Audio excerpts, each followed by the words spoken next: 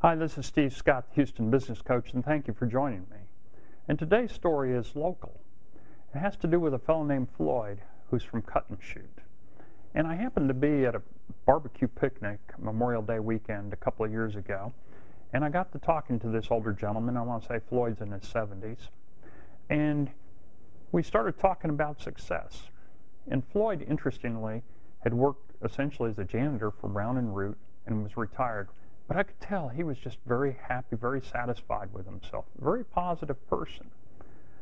And I asked him what he was interested in. He said he was passionate about fishing.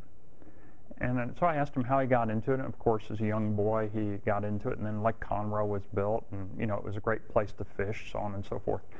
But he said, I was always so frustrated. I could see the fish swimming right beneath the surface, and I'd throw my lures in, different baits. And he said, nothing really seemed to work that well. And I would enter fishing tournaments, and my buddies would do well, and I wouldn't. And it just really, really upset me, because I could see the fish, but I wasn't catching many of them. And then he said, one Sunday morning, I was sitting there watching TV, and he said, one of those programs where you just go, okay, I'm killing some time. And there was a guy on there using a bow and arrow to shoot fish that were swimming right beneath the surface. Now, Floyd knew nothing about archery. He'd never used a bow and arrow. He grew up basically with a gun and a fishing pole.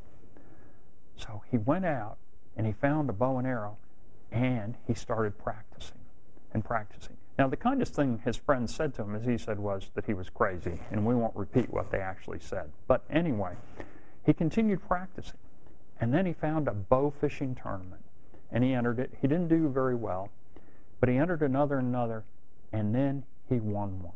He won $1,000, and then his friends weren't laughing anymore.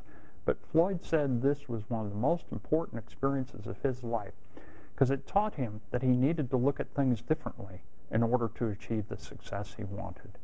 So, how are you fishing in your pond? Take a lesson from Floyd. Floyd knew that the pond was all right. It was just how he was fishing in it. This is Steve Scott, the Houston Business Coach, and here's another business key to success. Change how you look at something, and you probably will succeed. It's also a great life key for success. Thank you for joining me.